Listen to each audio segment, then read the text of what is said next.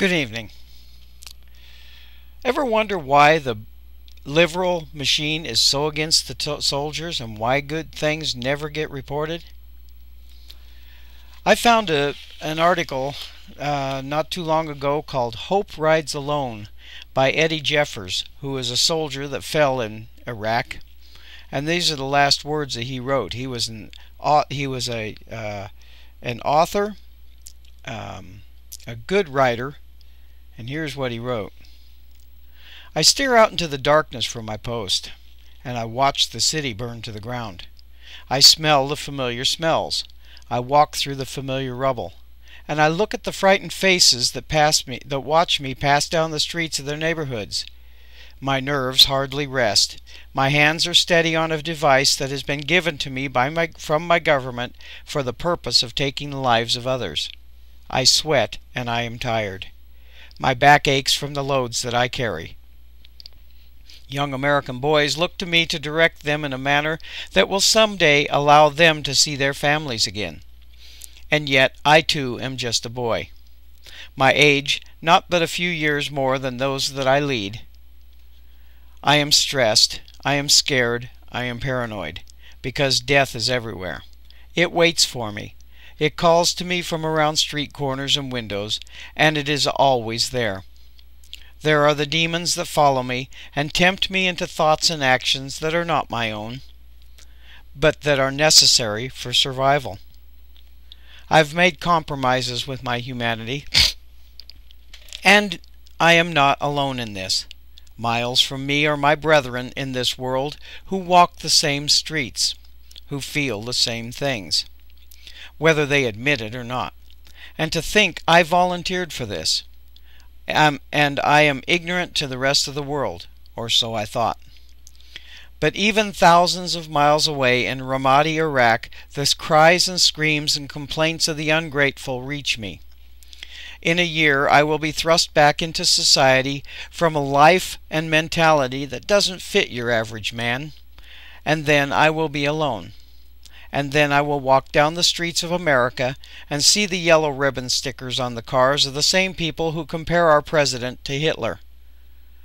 I will watch the television and watch the Cindy Sheehans and the Al Frankens and the rest of you of the ignorant sheep of America spout off their mouths about a subject they know nothing about. It is their right, however, and it is a right that is defended by hundreds of thousands of boys and girls scattered across the world, far from home. The average rank of soldiers killed in action is private first class. People like Cindy Sheehan are ignorant, not just to this war, but to the results of their idiotic ramblings, or at least I hope they are. They don't realize its effects on this war. In this war, there are no Geneva Conventions, no ceasefires. Medics and chaplains are not spared from the enemy's brutality because it's against the rules. I can only imagine the horrors of a military chaplain would experience at the hands of the enemy. The enemy slinks in the shadows and fights a coward's war against us.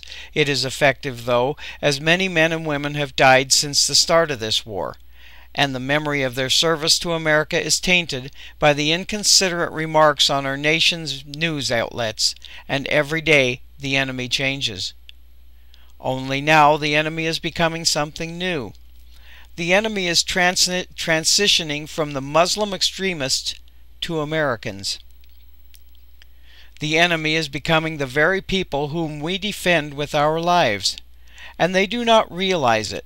But in denouncing our actions, denouncing our leaders, denouncing the war we live and fight, they are isolating the military from society, and they are becoming our enemy. Democrats and peace activists like to toss the word quagmire around and compare this war to Vietnam. In a way, they are right. This war is becoming like Vietnam, not the actual war, but in the isolation of country and military. America is not a nation at war. They are a nation with its military at war. Like it or not, we are here, some of us for our second or third times, some even for their fourth, so on. Americans are so concerned now with politics that it is interfering with our war. Terrorists cut the heads off of American soldiers on the internet, and there is no outrage. But an American soldier kills an Iraqi in the midst of battle, and there are investigations, and sometimes soldiers are even jailed for doing their job. It is absolutely sickening to me to think that our country has come to this. Why are we so obsessed with the bad news? Why will people stop at nothing to be against this war, no matter how much evidence of the good we've done is thrown in our face? When is the last time CNN or MSNBC or CBS reported the opening of schools and hospitals in Iraq? Or the leaders of terror cells being detained or killed? It's all happening, but people will not let up their hatred of Bush. They will ignore the good news because it just might show people that Bush was right. America has lost its will to fight. It has lost its will to defend what is right and just in the world. The crazy thing of it all is that the American people have not even been asked to sacrifice a single thing. It's not like World War II, where people rationed food and turned in cars to be made into metal for tanks. The American people have not been asked to sacrifice anything. Unless you are in the military or the family member of a military member, it's life as usual. The war doesn't affect you. It affects us. And when it is over, the troops will come home and they will try to piece together what is left of them after their service. Where will the detractors be then? Where will the Cindy Sheehans be to comfort and talk to soldiers, to help them sort out the last couple of years of their lives, most of which have been spent dodging death and wading through the deaths of their friends? They will be where they always are, sometimes far away, where the horrors of the world can't touch them, somewhere where they can complain about the things they will never experience in their lifetime, things that the young men and women of America have willingly taken upon their shoulders. We are the hope of the Iraqi people. They want what everybody else wants in life: safety, security, somewhere to call home. They want a country that is safe to raise their children in, not a place where their children will be abducted, raped, and murdered if they do not comply with the terrorist demands. They want to live on, rebuild, and prosper, and America has given them the opportunity, but only if we stay true to the cause and see it to the end.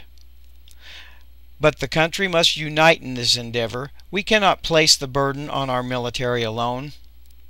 We must all stand up and fight, whether in uniform or not, and supporting us is more than sticking yellow ribbon stickers on your cars. It's supporting our president, our troops, and our cause.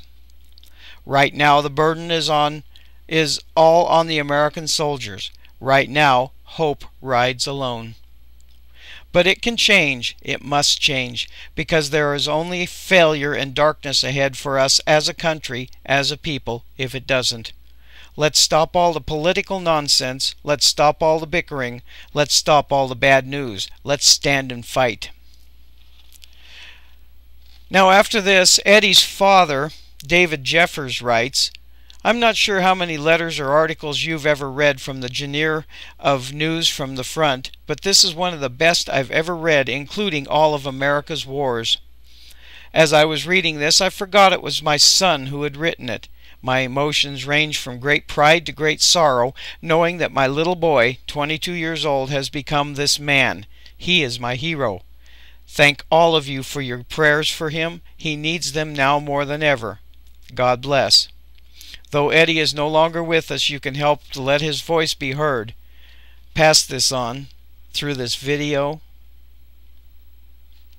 It's the right thing to do. We need to stop being so political. This is Robert Garding with Tired of All the Liberal Rhetoric Update on February 20th. Have a good day.